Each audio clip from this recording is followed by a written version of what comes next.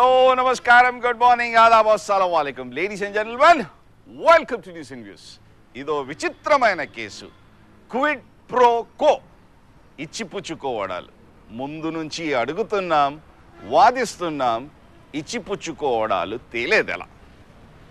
మా మాటే నిజమైంది, అది తేల్చలేకపోయారు. జనరల్లీ ఓ వ్యాపారస్తుడు తన సంస్థలోకి పెట్టుబడులు తెచ్చుకోవడం బిజినెస్ టు బిజినెస్ సర్వసాధారణం. కానీ తండ్రిని అడ్డం పెట్టుకొని చక్రం తిప్పి తన సంస్థల్లోకి పెట్టుబడులు తెచ్చుకోవడం తేలేదెలా అంటూ అడిగాం. అది తేల్చలేకపోయారు. మళ్ళీ మా మాటే నిజమైంది. ప్రధాన ప్రతిపక్షం రాజకీయ మాయ అంటూ వాదించిన లీగల్ పరిభాషలో చెప్పాలంటే a person is innocent until unless proved guilty. ఓ వ్యక్తి దోషిగా తేలేంత వరకు నిర్దోషి అనేది వాస్తవం కాదా? చార్జ్ షీట్లు ముగిసిన తర్వాత బెయిల్కు అప్పీల్ చేసుకోవడం చట్టం కల్పించిన హక్కు కాదా? 2 ఏళ్ల విచారణలో ఎలాంటి క్విడ్ ప్రో క్వో లేదంటే ఓ వ్యక్తిని నిర్బంధించడం వెనక ఉద్దేశాలేంటి? We'll discuss that in the debate. Just 2 minutes.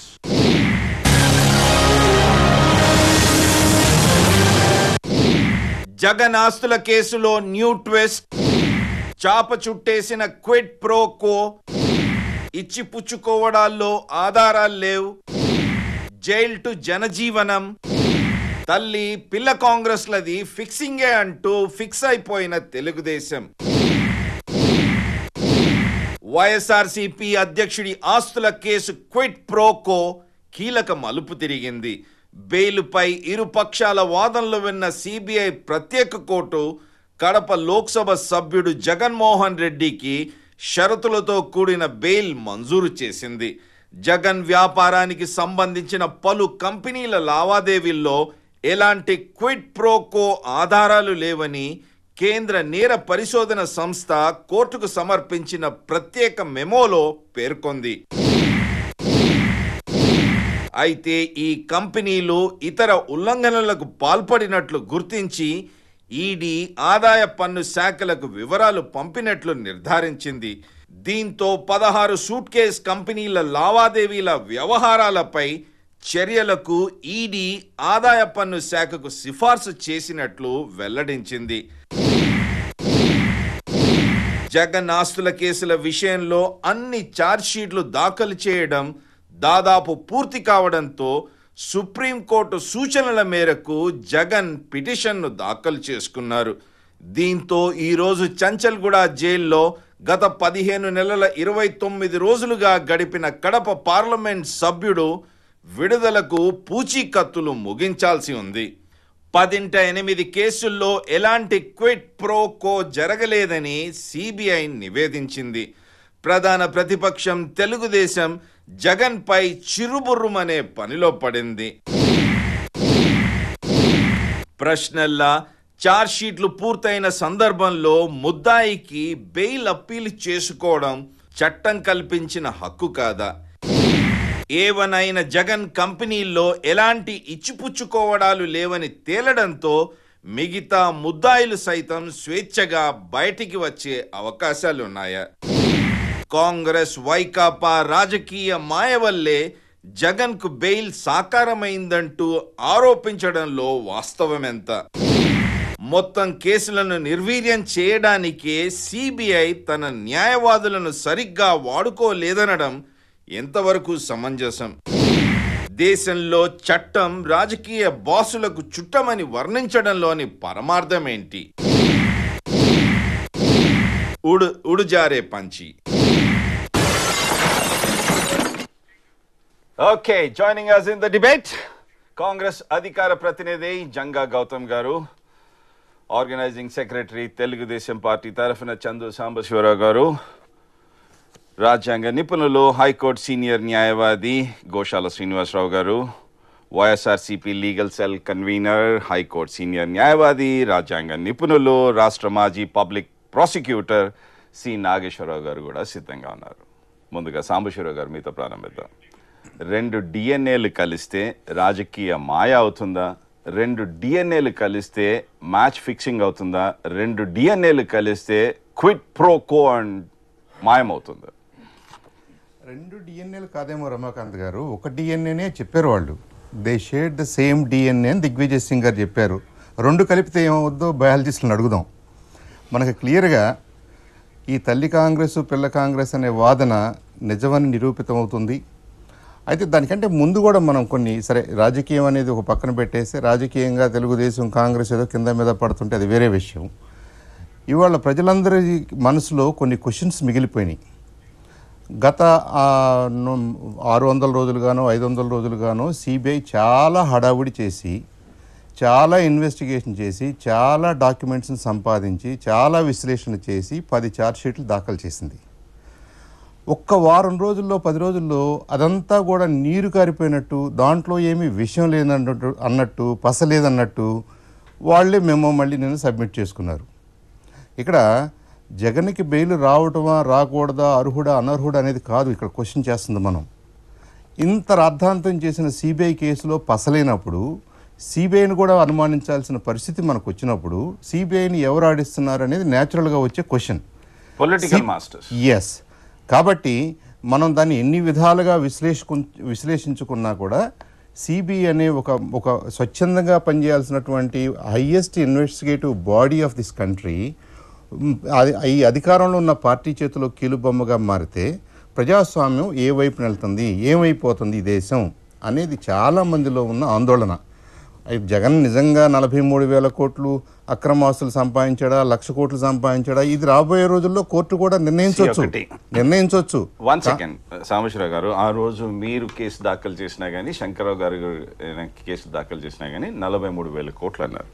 నా దగ్గర అన్ని డీటెయిల్స్ ఉన్నాయి. సీసీ నెంబర్ 8/2012 29 కోట్లు, సీసీ నెంబర్ 9 66 కోట్లు, సీసీ నెంబర్ 3 9 కోట్లు, సీసీ నంబర్ 14 854 కోట్లు, సీసీ నంబర్ మళ్ళీ 14 205 కోట్లు, దాని తర్వాత సీసీ నంబర్ అదే 140 కోట్లు, దాని తర్వాత 68 15 50 కోట్లు. ఎక్కడ 1000 కోట్లకు పైన దాటలేదు. ఓకే. ఏ విధంగా ఏ ఆధారాల పైన మీరు ఆ రోజు కేసు దాఖలు చేశారు? రమాకాంత్ గారు, నేను మాట్లాడుతుంది తెలుగుదేశం పార్టీ ఇచ్చిన నంబర్స్ కాదు. ఒకసారి మీరు రైట్ చేశారు కాబట్టి let's go back, give me 1 minute. Rajasekhara Reddy గారు బతికొండగానే గనుల విషయంలో అక్రమాలు జరిగినాయని, మిగతా విషయాల్లో అక్రమాలు జరిగినాయి, నీటి విషయంలో అక్రమాలు జరిగినాయి అని చెప్పేసి తెలుగుదేశం పార్టీ ఒక పుస్తకాన్ని పబ్లిష్ చేసింది. తెలుగుదేశం పార్టీ ఒక రోజు 1 second విత్ ఆల్ రెస్పెక్ట్ చంద్ర సాంబశివరావు గారు, ఆ రోజు మైసూరారెడ్డి ఎవరైతే ఆ పుస్తకాన్ని రచించారో ఆ రోజు ఆయన నేను నిలదీస్తే ఆయన 4 సున్నాలు పెట్టమన్నాడు, నేను 4 సున్నాలు పెట్టాను దానికి అంటూ ఆయన బహిరంగంగా ఇదే ఛానల్లో ఒప్పుకోవడం జరిగింది. ఓకే, అది ఆయన విఘ్నత వదిలేద్దాం. ఇప్పుడు ఆయన ఎంత పెద్ద మనిషి, ఎంత నికార్సు మనిషి కూడా పబ్లిక్లో ఒప్పుకున్నట్టు. నన్ను ఎవరు అబద్ధం ఆడారంటే నేను అబద్ధం ఆడానని ఒప్పేసుకున్నాడు ఆయన. కాబట్టి సిబిఐ అంటే కాంగ్రెస్ బ్యూరో ఆఫ్ ఇన్వెస్టిగేషన్, మీ నాయకుడు అన్న మాటలు నేనన్న మాటలు కాదు. ఎందుకు వాళ్ళు ఏ విధంగా ఆడిస్తున్నారో, ఏ విధంగా చీటీ తీయమంటుందో ఆ చిలక అదే విధంగా చీటీ తీస్తున్నా అన్న విధంగా మీరు కంక్లూడ్ చేయనున్నారా? ఎస్. ఓకే. జంగా గౌతమ్ గారు, సెంట్రల్ బ్యూరో ఆఫ్ ఇన్వెస్టిగేషన్ కాదు, కాంగ్రెస్ బ్యూరో ఆఫ్ ఇన్వెస్టిగేషన్, ఏమని సమర్థించుకుంటారు? ఒకటిది రాజకీయపరమైన విమర్శలకు సమాధానం చెప్పే అంశం కన్నా కూడా ముందు అసలు కేసు తీవ్రతకు సంబంధించి కేసు ఎవరైతే హైకోర్టులో పిల్లేశారో కోర్టు డైరెక్షన్లో సిబిఐ ఇన్వెస్టిగేషన్ చేసింది. ఇన్వెస్టిగేషన్ చేసిన తర్వాత ఈవేళ మెమో దాఖలు చేసింది. దాని గురించి మనం డిస్కస్ చేస్తా ఉన్నాం. రైట్ ఫ్రమ్ ఎఫ్ఐఆర్ దాఖలైనప్పటి నుంచి సీసీ నంబర్ నుంచి ఇప్పటి వరకు ఆల్మోస్ట్ 10 ఛార్జ్ షీట్ ఫైల్ అయ్యాయి. ప్రతి ఛార్జ్ షీట్ లో నా దగ్గర ఆల్మోస్ట్ అబౌట్ 6 ఛార్జ్ షీట్లు ఉన్నాయి. ఇంకా 2 మొన్న సబ్మిట్ చేసిన కోర్టు పరిగణలోకి తీసుకోవాలి, అవి రాలేదు. అన్నిట్లో కూడా క్విడ్ ప్రోకో అని ఉంది. 2 ఏళ్లుగా విచారణ జరిపారు. 2 ఏళ్ల విచారణలో ఈ రోజు క్విడ్ ప్రోకో లేదంటే వాళ్ళు వాదించిన విధంగా పొలిటికల్ మాస్టర్స్ ఏ విధంగా ఆడిస్తున్నారో ఆ విధంగా సిబిఐ చీటీలు తీస్తుంది. ఒకటి కోర్టు పరంగా చట్టపరంగా ఉండే అంశాలని దాన్ని ఎవరైనా ఛాలెంజ్ చేయొచ్చు. రేపు కూడా ఏదైతే ఛార్జ్ షీట్లో క్విడ్ ప్రోకో పెట్టి మెమోలో క్విడ్ ప్రోకో లేదని ఒకవేళ సిబిఐ కనుక చెప్తే లీగల్గా దానికి ఉండేటువంటి మళ్ళీ ఎవరైతే పిల్లేశారో వాళ్ళు వెళ్ళొచ్చు, ఎవరైతే క్విడ్ ప్రోకో జరిగిందని ఆరోపిస్తున్నారు వాళ్ళు వెళ్ళొచ్చు, లేదా సిబిఐ మెమో మీద అనుమానాలు ఉన్నాయనుకున్న వేరే ఎవరైనా కూడా మళ్ళీ కోర్టుకు వెళ్ళి దాని మీద క్విడ్ ప్రోకో జరిగిందా లేదా అనేది చెప్పొచ్చు. బట్ రాజకీయ విషయాలకు వచ్చేసరికి కాంగ్రెస్ పార్టీ ఏదో ఆ సిబిఐ ఛార్జ్షీట్ తయారు చేసినట్టు, కాంగ్రెస్ పార్టీ ఏదో ఆ రకమైన మెమో ఇచ్చినట్టు ఇట్లా వ్యాఖ్యానించడం అనేది అసలు మనకు ఉన్న వ్యవస్థల మీద నమ్మకం పోయే పరిస్థితి వస్తుంది. కనుక అట్లాంటి రాజకీయ ఆరోపణలు వేరేగా చూసుకుందాం. తెలుగుదేశం విధానాల మీద కాంగ్రెస్ ఫైట్ చేస్తుంది, రేపు జగన్ విధానాల మీద కాంగ్రెస్ ఫైట్ చేస్తుంది. కనుక అన్ని రాజకీయ పార్టీలతో ఉండే రాజకీయ విభేదాలు వేరు, ఈ లీగల్ ఇష్యూస్ కోర్టు ఇష్యూస్ వేరు. అనూహ్యంగా బీజేపీ పార్టీ కూడా నిన్న నేషనల్ జంగా గౌతమ్ గారు కోట్ అండ్ కోట్ తెలుగుదేశం అధ్యక్షులు నిన్న ఢిల్లీలో చేసిన వ్యాఖ్యలు తెలంగాణలో తెరాసను కాంగ్రెస్ లో విలీనం చేసుకోవడానికి తాపత్రయం, అదే విధంగా సీమాంధ్రలో విద్వేషాలను రెచ్చగొట్టేందుకే వైఎస్ఆర్ కాంగ్రెస్ పార్టీ నాయకుడి కాంగ్రెస్ పార్టీ ఫురమాయిస్తుంది. ఇప్పుడు అది రాజకీయ విమర్శలు తప్ప అంత అనుభవం ఉన్నటువంటి వ్యక్తి కేసుకు సంబంధించిన లొసుగులు కానీ క్విడ్ ప్రోకో జరగలేదని మెమో ఛార్జ్ షీట్ చేయడంలో ఉండే ఔచిత్యం కానీ వాటిని క్వశ్చన్ చేయకుండా రాజకీయంగా అంటే కేసుల మీద మీకు సీరియస్నెస్ లేకుండా రాజకీయ విమర్శలు చేసి మీరు లబ్ధి పొందాం అనుకున్నప్పుడు మేము కూడా నిన్నంతా మీడియా రాసింది ఆయన బీజేపీ దగ్గరికి వెళ్ళారు, బీజేపీలో ఆయన ఎన్డీఏ కన్వీనర్గా రాజ్నాథ్ సింగ్ ఉండమన్నారని వీరు ఎన్డీఏతో అలయన్స్కి పోతున్నారని ఒక వార్తలు వస్తున్నాయి. దాని మీద ఆధారపడి చర్చలు చేయలేం కదా. కనుక రాజకీయ వ్యూహాలు ఎత్తుగడలు ఎవరికైనా ఉండొచ్చు. ఎందుకని మరి ఇదే టీఆర్ఎస్తో 2009లో చంద్రబాబు నాయుడు పొత్తు పెట్టుకున్నాడు, ఎందుకని మహాకూటమి కట్టాడు, ఇవన్నీ రాజకీయ అంశాలు వేరు. బట్ మనం చర్చించాల్సిన అంశం ఏంటంటే ఎస్ సిబిఐ అనేది ఇంత ఇన్వెస్టిగేషన్ చేసిన తర్వాత ఇంతకాలం క్విడ్ ప్రోకో ఉంది అని చెప్పిన సిబిఐ, జైల్లో పెట్టిన సిబిఐ ఈవేళ ఎందుకు మెమోలో క్విడ్ ప్రోకో లేదని చెప్తుంది, దాని విచారణలో ఏమైనా లోపం ఉందా అది క్వశ్చన్ చేయాలన్నారు. అది లీగల్ గా క్వశ్చన్ చేయొచ్చు. ప్రధాన ప్రతిపక్షం అదే వాదిస్తుంది. అది లీగల్ ప్రతిపక్షానికి YSR Congress party match fixing వల్లనే క్విడ్ ప్రోకో అన్న ఎలిమెంటే మాయమైంది అంట. అది మేము కూడా ప్రతిపక్షం కోరుతున్నాం. మీకు నిజంగా క్విడ్ ప్రోకో జరిగిందని ఛార్జ్ షీట్ లో పెట్టిన దాని మీద పట్ల మీకు అనుమానాలు ఉంటే మెమో షీట్ మీద మళ్ళీ you can go to court. Chandrasekhar గారు రెస్పాండ్ టు గౌతమ్ గారు. ఇప్పుడు అందరం కూడానండి కాసేపు అయితే గౌతమ్ గారికి కూడా నేను రిక్వెస్ట్ చేస్తాను. నేను తెలుగుదేశం కాదు, ఆయన కాంగ్రెస్ కాదు, మనం ఏమీ కాదు. First of all we are Indians. మన భారతదేశంలో ఏం జరుగుతుందో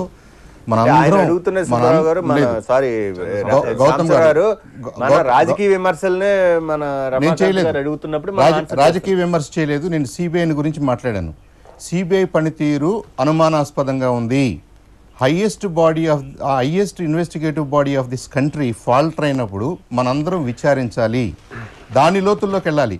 ఇక్కడ గమ్మత్ ఏంటంటే ఇండియాలో మనం కోర్టుల్ని ఏమనకూడదు, సిబిఐని ఏమనకూడదు, పోలీస్ ఆఫీసర్ని ఏమనకూడదు, వాళ్ళకి పరిధులు ఉంటాయి అంటున్నాం. కానీ ఆ పరిధుల్లో వాళ్ళు చేస్తున్న తప్పుల్ని మాట్లాడడానికి మాత్రం మనం భయపడుతున్నాం. ఐ థింక్ మన రాజ్యాంగాన్ని కాపాడుకోవాల్సిన బాధ్యత ఈ 4 అంశాల మీద ఉన్నప్పుడు, ఈ ఇన్వెస్టిగేటివ్ బాడీ మీద ఉన్నప్పుడు, ఇన్వెస్టిగేటివ్ బాడీ ఎంత హడావుడి చేసి ఇన్ని ట్రంక్ పెట్టిన ఆధారాలు మాకు దొరికినాయి, 43,000 కోట్ల మేరకు అవినీతి జరిగిందని అన్న ఇదే సిబిఐ 1 నెల 2 నెలల రోజుల్లో మాకేమీ తెలియదు, ఏమి జరగలేదు అనుకుంటాననే ధోరణిలో ఎలా ఉంటుంది?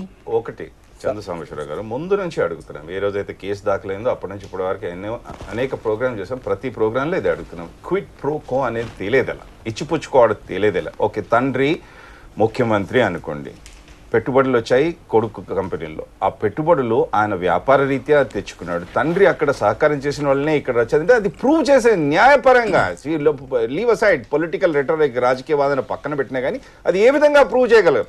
రైట్. అది ఎలా అంటే ఇప్పుడు జగన్ గారి ఒక కంపెనీలో సాక్షి అనుకున్నాం, మీరు నేను పెట్టుబడి పెట్టాం, వీ హ్యావ్ ఎవ్రీ రైట్. మీరు 10 రూపాయలు దాన్ని 100 రూపాయలకు కొన్నారా, 10 రూపాయల షేర్కి 1000 రూపాయల ప్రీమియం ఇచ్చారనేది మీ విఘ్నత, ఆ కంపెనీ మీద ఉన్న హక్కే. దాంట్లో there is no doubt about it. నేను 100 రూపాయలు 1000 రూపాయలకి ఎందుకు కొన్నాను అనేది నా విఘ్నత, నా ఎక్స్పెక్టేషన్. ఫ్యూచర్లో ఇది చాలా గొప్ప కంపెనీ అయిపోద్ది, మోడా కంటే పెద్ద సంస్థ అయిపోద్ది అనుకుంటే చేయొచ్చు, నేను ఎవ్వరూ కాదనరు. కానీ నాకు ఎక్కడో లాభం జరిగింది, అది గవర్నమెంట్ పరంగా జరిగింది, ఈ సంస్థకు సంబంధించిన ఇంకో వ్యక్తి ద్వారా ఇండైరెక్ట్గా నాకు లాభం జరిగినప్పుడు ఆ డబ్బుల్ని నేను ఇక్కడ పెట్టుబడిగా పెడుతున్నప్పుడు ఈ లింకును కనుక ఎస్టాబ్లిష్ చేయగలిగితే దాన్నే కదా మనం ఇచ్చిపుచ్చుకోవడం అన్నాం. నేను ప్రభుత్వపరమైన ఆస్తిని మీకు కొద్దిగా చౌకగా ఇస్తాను తేల్చేది లేదా కదా. ఫ్రీగా See, we have two legal ఇస్తాను లేదా experts. అక్రమంగా One second. ఇస్తాను. చంద్ర సాంబశివరావు గారు, we have 2 legal experts. YSRCP legal cell convener ఉన్నారు, అంతేకాకుండా ఆయన రాష్ట్ర మాజీ పబ్లిక్ ప్రాసిక్యూటర్ నాగేశ్వర్ గారు. ఏ విధంగా క్విట్ ప్రోకో తేల్చిన వాళ్ళం అవుతాం ముందు నుంచి అడుగుతున్నాను. Thank you for joining after a long time. At least ఇంతవరకు నోరు మెదపన్నారు, ఆ మాటకు కట్టుబడినారు. ఈ రోజు అయినా కానీ టెల్ us ఏ విధంగా క్విట్ ప్రోకో తేల్చాలి. రమాకాంత్ గారు, good morning. Really thank you for inviting me.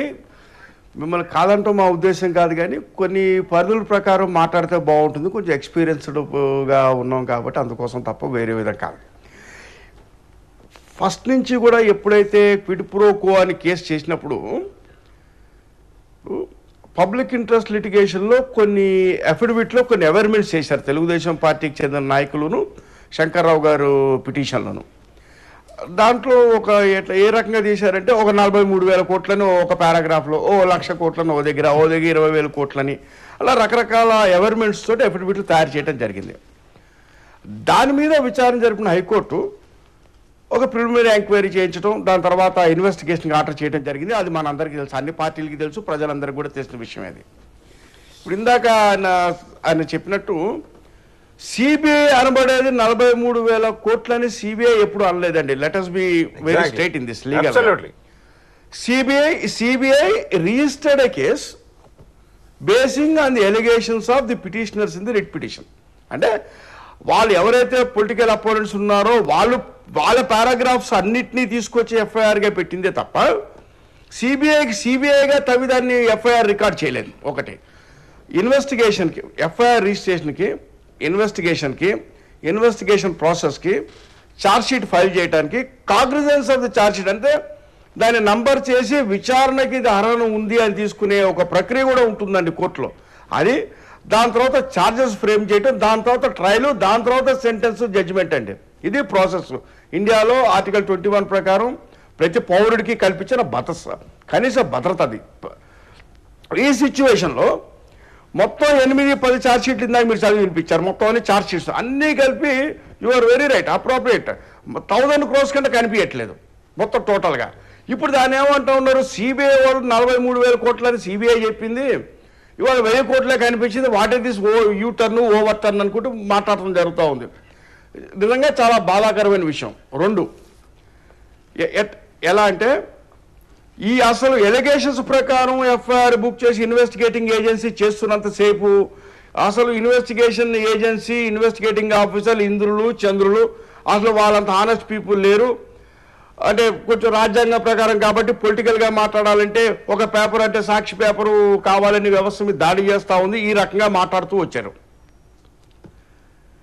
Indian Lalo supreme court judgement ప్రకారం వేరే సుప్రీంకోర్టు జడ్జిమెంట్స్ 1908 నుంచి పబ్లిక్ ప్రాసిక్యూటర్ వ్యవస్థ అనేది ఉందండి, కొత్తది కాదు ఇది.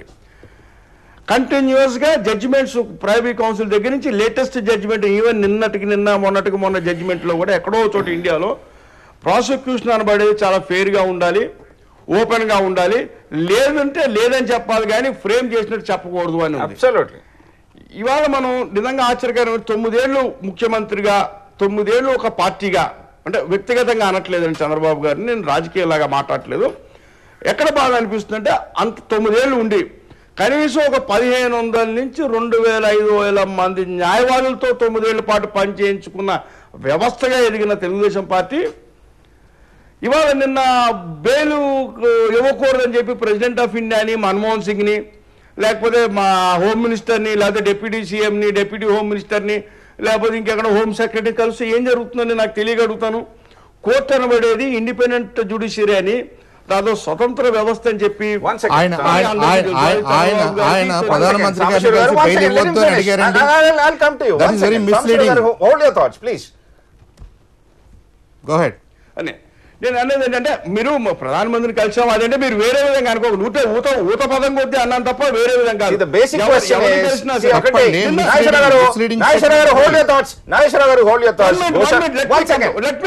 నేను నీకు ముందరే చెప్పి, నేను క్రిటిసిజం లాగా చేయట్లేదు ఇక్కడ. ఏమంటున్నారు, వాళ్ళని కలిసి బాబు గారు బెయిల్ కట్టుబడ్డాడు.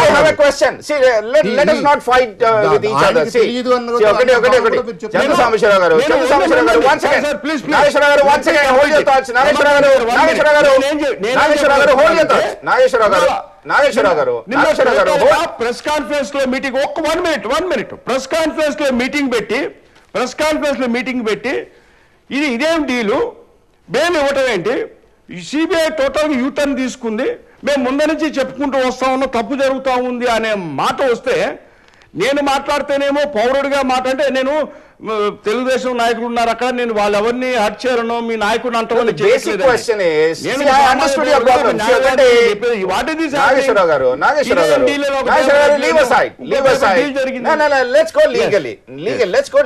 రాజకీయ వాదన పక్కన పెడదాం. గోశాల శ్రీనివాసరావు గారు చార్జ్ షీట్ కంప్లీట్ అయిన తర్వాత ఆ వ్యక్తి అనే జగన్మోహన్ రెడ్డి బెయిల్ పిటిషన్ కు అప్పీల్ చేసుకోవడం చట్టం కల్పించిన హక్కు కాదా? I raise this question in the beginning, now I am raising. ఒక ముద్దాయి bail application one second Nageswararao గారు, ఒక ముద్దాయి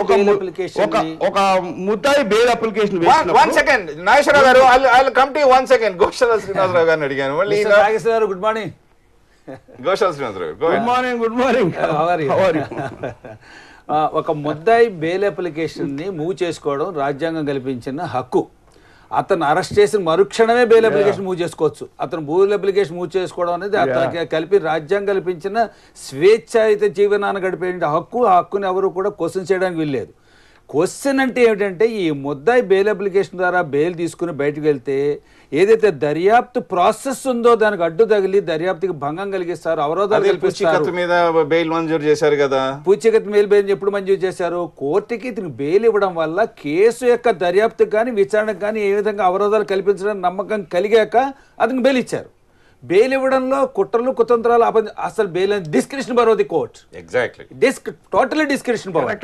అతనికి బెయిల్ ఇవ్వకపోవడానికి కారణాలు మూడే, ఎక్కువ లేవు. ఎక్కువ కారణం చెప్పడానికి లేదు. ఏ సంస్థ అయినా సరే, ప్రాసిక్యూషన్ సంస్థ, అతనేమి కేసు దర్యాప్తులు భంగం కలిగిస్తాడా, అవరోధాలు కల్పిస్తాడా, ఇన్ఫ్లుయెన్స్ చేస్తాడా? ఈ మూడు కారణాలు చెప్పండి, విదేశాలు వెళ్ళిపోతాడు. సెకండ్ క్వశ్చన్ చార్జ్ షీట్ లో ముగిశాయంటే వాట్ డస్ ఇట్ మీన్? దర్యాప్తు పూర్తయినట్టే. అంతే కదా, దర్యాప్తు పూర్తయిన తర్వాత చట్టం ప్రకారం బెయిల్ కి అప్పీల్ చేసుకోవచ్చు కదా. ఖచ్చితంగా చేసుకోవచ్చు. What is your problem? One second, Nageswara garu, one second, hold your thoughts. Chandrasameshwara garu, what is your problem? ఆయన బెయిల్ అప్లై చేసుకోవడంలో కానీ, ఆయనకి బెయిల్ ఇవ్వడంలో కానీ, కోర్టు తీసుకున్న నిర్ణయంలో కానీ మేము ఎక్కడా విభేదించటం లేదు, దాన్ని తప్పు పట్టడం లేదు. అది ఫండమెంటల్ రైట్ గా మేము గుర్తిస్తున్నాం. మోటివ్స్ అట్రిబ్యూట్ చేస్తున్నారు. కోర్టుకు చేయలేదు. కానీ విధానాన్ని తప్పు పడుతున్నాను.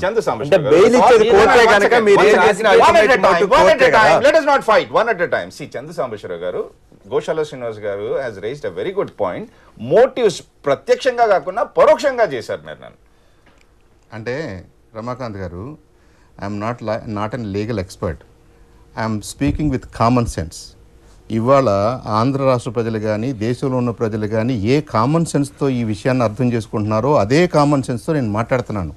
మీరు లీగల్గా దాన్ని డైసెక్ట్ చేసి ఆ వర్డ్ ఉండాలా, ఈ వర్డ్ ఉండాలంటే you can go head and argue.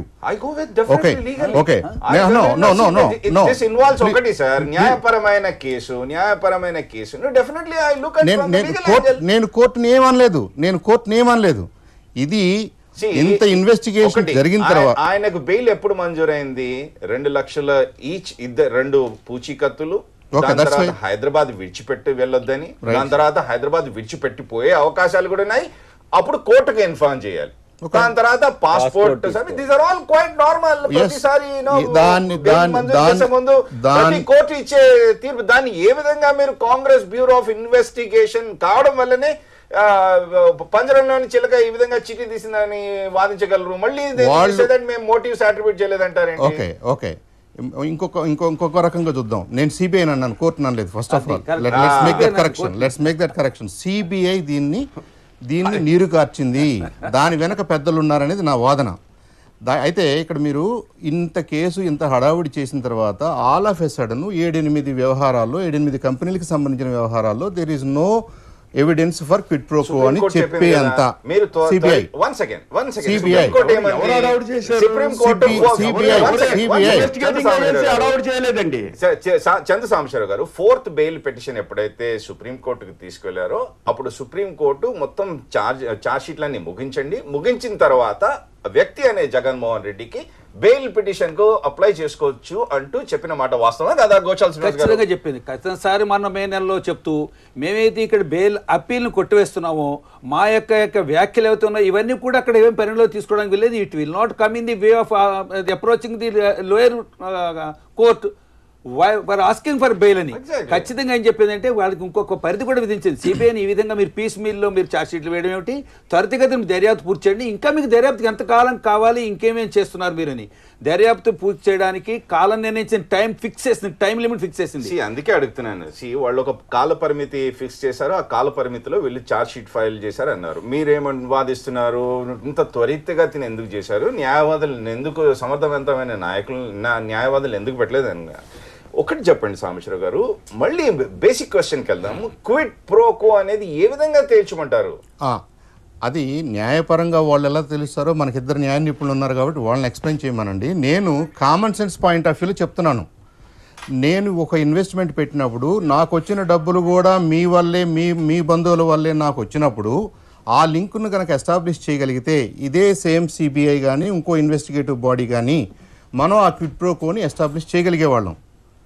అది లేకుండా జగన్ కంపెనీల్లో ఇన్వెస్ట్మెంట్స్ పెట్టుకోవడం అనేది ఇండివిజువల్స్ రైట్ అని, ఈ ఇండివిజువల్స్కి ప్రభుత్వం వల్ల ఎలాంటి బెనిఫిట్ జరగలేదని అనే ధోరణిలో మీరు కొట్టేస్తున్నారు. కాబట్టి ఏ సంస్థలు అయితే గవర్నమెంట్ దగ్గర బెనిఫిట్ పొందినయో, రాజశేఖర రెడ్డి గారి వల్ల బెనిఫిట్ పొందినయో వాళ్ళే మేజర్ ఇన్వెస్టర్స్గా ఉన్నారు అనే మన వాదనని సిబిఐ నెగ్లెక్ట్ చేసినట్టు అయిపోయింది. సిబిఐ ఆ విషయంలోకి వెళ్ళలేదనేది మా బాధ. మా బాధ అది గనక సిబిఐ చేసుంటే, నిజంగా దాని లోతుల్లోకి వెళ్ళుంటే ఇన్ని కేసుల్లో ఒక దాంట్లోనో రెండు దాంట్లోనో వాళ్ళు ఎస్టాబ్లిష్ చేయగలిగేవాళ్ళు. రమాకాంత్ గారు, క్విట్ ప్రోకో అనేది ఇప్పుడే మీరు ఒక 5 ఛార్జ్ షీట్లో ఉందని అన్నారు. ఇప్పుడు వేరే 8 కంపెనీస్ ఏవైతే సందూర్ కంపెనీ కాదండి, కార్మలేషియా కానివ్వండి, అలా 4-5 కంపెనీలు ఏవైతే ఉన్నాయో అవన్నీ టోటల్గా ఈవెన్ సందూర్ కంపెనీ అనబడేది ఈవెన్ రాజశేఖర రెడ్డి గారు ముఖ్యమంత్రి కాకముందు నుంచి ఎగ్జిస్టెన్స్లో ఉన్న కంపెనీ అది. దాంట్లో చాలామంది ఇన్వెస్టర్స్ ఉన్నారు, క్రెడిటార్స్ ఉన్నారు, రకరకాల. ఇట్స్ కంపెనీ యాక్ట్ కింద రన్ అవుతా ఉంది. వీళ్ళ ఎట కనిపిస్తూ ఉందంటే ఎలిగేషన్లో ఫస్ట్ నుంచి సిబిఐ చాలా హడావుడి చేసింది అనేది సిబిఐ మీద బ్లేమ్ చేయడానికి ట్రై చేస్తూ ఉన్నారు. ఏ రకంగా ఒక ఇన్వెస్టిగేటింగ్ చేసి దీన్ని అండర్ మైనింగ్, ఒక వ్యవస్థను అండర్ మైనింగ్ మీరు కూడా చేశారు.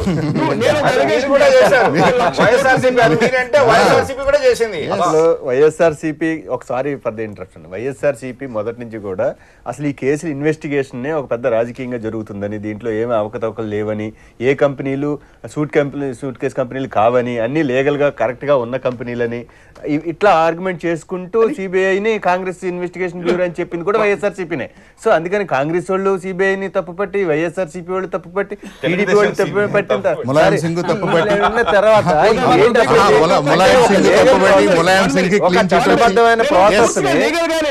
నేను మాట్లాడింది పొలిటికల్ యాంగిల్ కాదండి, లీగల్. నాకు అర్థం సార్, మీరు కాదు మీరు డిఫెండ్ చేస్తున్న పార్టీ గురించి చెప్తున్నా. సారీ, మా డిఫెండ్ చేస్తున్న పార్టీ కాదండి, అందరికి డిఫెండ్.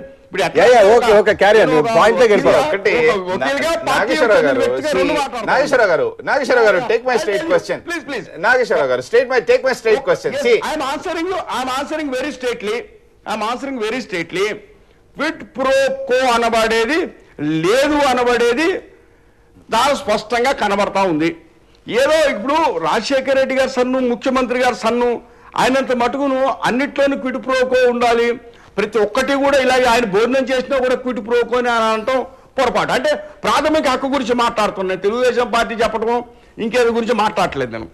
ఒకవేళ క్విట్ ప్రోకో అనే ఛార్జ్ షీట్ను ఫేస్ చేస్తున్నప్పుడు ఒక వ్యక్తి న్యాచురల్గా నేను నిర్దోషిననే చెప్తాను. అంతే తీసుకెళ్ళి అయ్యా మీరందరూ ఎలిగేషన్లు పెట్టారు, అయ్యో నిజంగా నేను పొరపాటు చేశానని చెప్తానంటే ఏమన్నా చెప్పాలని రూల్ ఏమన్నా ఉందా, ఏమన్నా పెట్టుకున్నారా రూల్? మనం ఇవన్నీ అబ్సర్డిటీ కనబడుతుంది.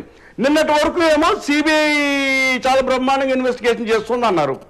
ఇవాళ ప్రాసిక్యూషన్ వ్యవస్థ వచ్చి ఇన్వెస్టిగేషన్ చేసి సిఆర్పిసి ప్రకారం క్రిమినల్ ప్రొసీజర్ కోడ్ ప్రకారం ప్రాసిక్యూషన్ ఇన్వెస్టిగేషన్ కంప్లీట్ చేసి ఒక ఛార్జ్ షీట్ ఫైల్ చేసి ఈ కంపెనీల్లో క్విడ్ ప్రోకో కనబడలేదు, ఈ కంపెనీలో ఛార్జ్ షీట్ వేస్తున్నాము అని చెప్తే దాంట్లో బయాసు, హిడెన్ ఎజెండా, ఫైన్ కాంగ్రెస్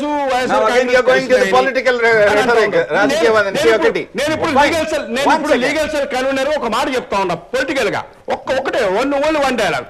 నేను సపోజ్ ఫర్ ఎగ్జాంపుల్ టీడీపీ నాయకులేమో ఇది ఒక డీల్ అన్నారు, కాంగ్రెస్ ఏమో మేమేం డీల్ చేసుకోలేదని ఖండించారు. నేను అడుగుతా ఉన్నాను, మీ ఇద్దరు కలిసి కుమ్మకే ఈ రకంగా ప్రజలు కన్ఫ్యూజ్ చేయడానికి అంటున్నారేమో. బెయిల్ అనబడేది కాంగ్రెస్ పార్టీని తెలుగుదేశం పార్టీ ఇచ్చింది. సిబిఐ కోర్టు డిస్ట్రిక్ట్ జడ్జి దీంట్లో డిస్క్రిప్షన్ ఇచ్చిన బెయిల్ అది. ఏం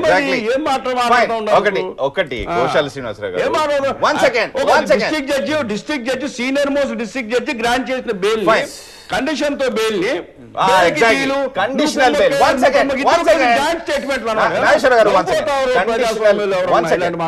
కండిషనల్ బెయిల్ ఇచ్చినంత మాత్రాన కేసు ముగిసినట్టు కాదు కదా, కేసు ఇంకా కొనసాగుతుంది కదా. ఇంకా దాంట్లో ఈడీ పాత్ర ఉంది, ఎన్ఫోర్స్మెంట్ డైరెక్ట్ పాత్ర ఉంది. వాళ్ళకి మేము పంపించాము, అక్కడ నుంచి 16 సూట్ కేసు కంపెనీలు ఏదైతుందో అవన్నీ ఆ విజయం తెలియదు అంటే ఇంకా కొనసాగుతుంది కదా. అప్పుడే ఎందుకు? It's a principle of natural జస్టిసే కదా బెయిల్ ఇవ్వడం అనేది. ఇప్పుడు రమాకాంత్ గారు 1 minute ఆయన తెలియట్లేదు. ఇప్పుడు బెయిల్ ఇప్పుడు ఇందాక అశోక్ రావు గారు చెప్పారు, అరెస్ట్ చేయగానే బెయిల్ వేసుకుంటారండి, ఛార్జ్ షీట్ అయ్యగానే బెయిల్ వేసుకుంటారు. వేరే మనిషి ఎవరు, నువ్వు వేయటానికి వీల్లేదు, నువ్వు బయటకు రావడానికి వీల్లేదు అంటారు. చాలా వెరైటీగా ఉంది వాదన. ఇప్పుడు విషయం ఏంటంటే అండి, ప్రధానంగా మొదటి నుంచి కేసుకి పేరు పెట్టారు, దీనికి క్విడ్ ప్రోకో కేసు అని. అదేంటి డిఏ అంటే డిస్ప్రపోర్షనల్ అసెట్స్ అని.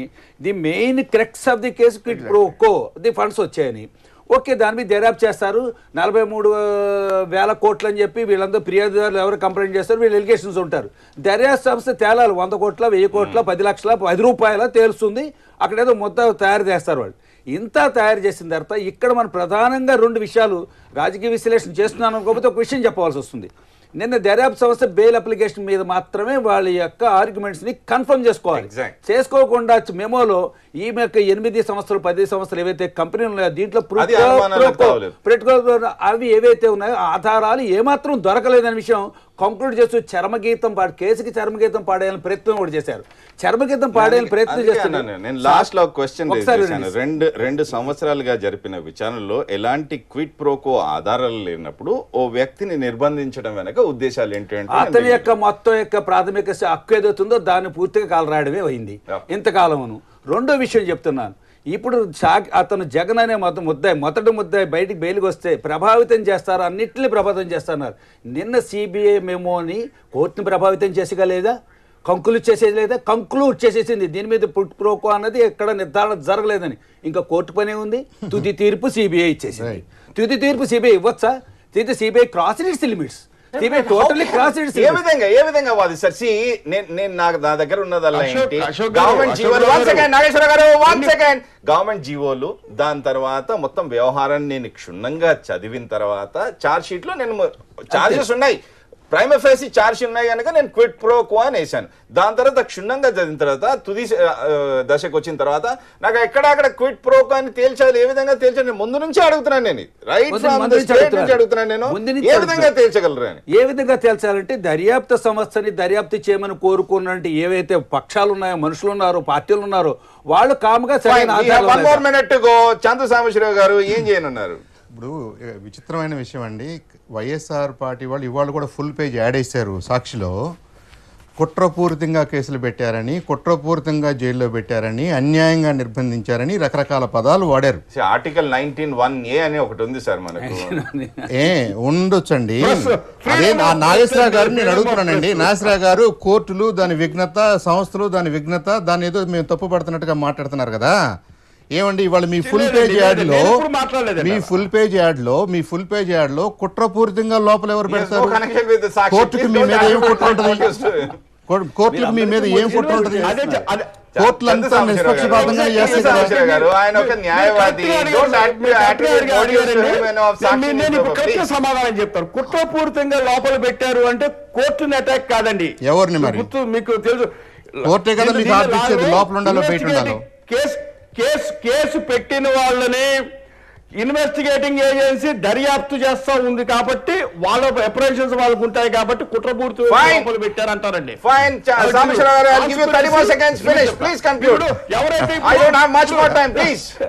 అంటే ఇది మొన్నటి వరకు వైఎస్ఆర్ కాంగ్రెస్ వాళ్ళు, కాంగ్రెస్ పార్టీ, తెలుగుదేశం కలిసి కుట్రపూరితంగా జగన్ మీద ఈ కేసు బనాయించారని, లోపల పెట్టారని ఆరోపణలు చేస్తూ వచ్చారండి.